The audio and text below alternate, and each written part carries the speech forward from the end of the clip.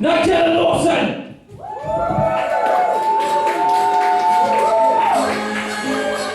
I've got intro music and everything, but I was too fast for you. Sometimes I am too fast, but hello everyone. What a wonderful event to come to. You know, I love coming to stand-up. Do you know what? Sorry, you have to excuse me. Occasionally I will do this during the show because I'm a bit of a feminist tonight because I forgot my bra. So I will need to pull the pups up occasionally. But you know what, I tell you why I love stand-up so much. It's wonderful because it's a lot like cooking. Do you know why? Because you don't need a qualification to be good at it. Anybody can do it, you know. A lot of stand-ups, you know, they sort of tell stories like they're reading a recipe a bit, and some people just make it up as they go, like me. I never follow recipes. I just like to let it come to me. It all comes inside of me, and then when it does, I let it all out. And that's what I'm going through tonight. It's going to come to me, and then I'm going to come on you. And that's how it works. And you see, I'm not really into going to book signings and things like that. I prefer to come to bars in London and meet people. It's fun, you know. We get to have a drink, that's a bit more enjoyable. And you know what, my food actually tastes a bit better after a couple of drinks. And no, to be honest, you know, that's just my personal preference. But, excuse me, a bit of dust.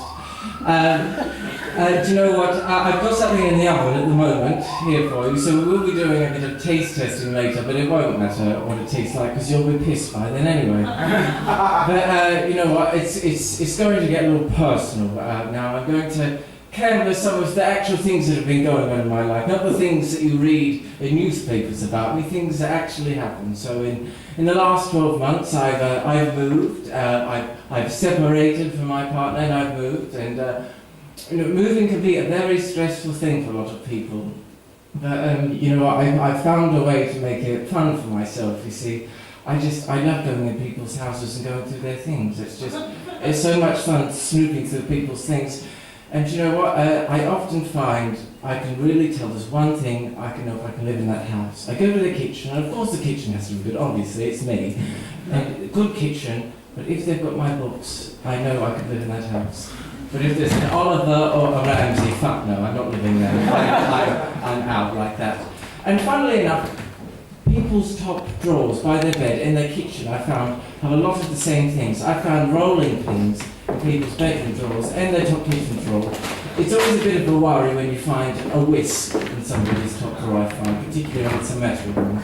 I keep them in the kitchen. I've got a plastic one in my top drawer in my bedroom, amongst other things and other substances. But what else? Happy Halloween! Happy Halloween to you all. I think this is the last event celebrating Halloween. 3 days late we are. But you know what, I love Halloween. I'm a real addict when it comes to Halloween. I don't know if anybody else here is an addict. I'm looking around and I can see that there are a few addicts in the audience tonight. Perhaps not addicted to the same things as me, like, you definitely look like you're into the sugar dust, just a different kind, you know. But hey, you know what, I'll have to do it again, but you know. But who am I to talk anyway? Everybody loves sugar dust. But you know, once Halloween's over, it means it's Christmas time, everybody. A bit of noise for Christmas. I love Christmas, it's wonderful, because food, you know, that's what Christmas is. It's about food and giving and taking and giving and taking and presents. And I love giving and I love taking. And you know, there's nothing better than waking up on Christmas morning and reaching inside your stockings to see what Father Christmas has stuffed down there and pulling it out there and having a bit of a fondle. And you know, I love doing that first thing on Christmas morning. Now, we've got something to clear up that I know that worries everybody at Christmas time, and that's the turkey. Everybody stresses about turkey. So many women just don't know how to tend to their turkey properly on Christmas Day. Well, you know, you probably think of your mothers getting up at 6 a.m. in the morning and buttering it up and then putting it in the oven. No, not my house, no. You know, we get up at 6 for a 2 p.m. lunch. I don't think so. I get up at 10 a.m., I get my, you know, juicy pink turkey out, put a bit of butter on it, tender it up like that, and you know, and you've got to, it's in the tenderizing. The more you tenderize the turkey, the less you have to cook it. You have to cook it, not cook it. But anyway, you've got to be able to get both your fists inside your turkey before you can put it in the oven. You do, it just makes me think, oh my God, I don't know how the Queen does it. But you know, yeah, both fists, and I can do that. I get both fists up and do a quick starfish from either one, and that's how I know my turkey's good to go. And then I put it in the oven, and then I give it 2 hours, and then it's done, and that's it. Then everybody can have a suckle on Nigella's juicy pink turkey. And that's coming out in one of my Christmas books this year.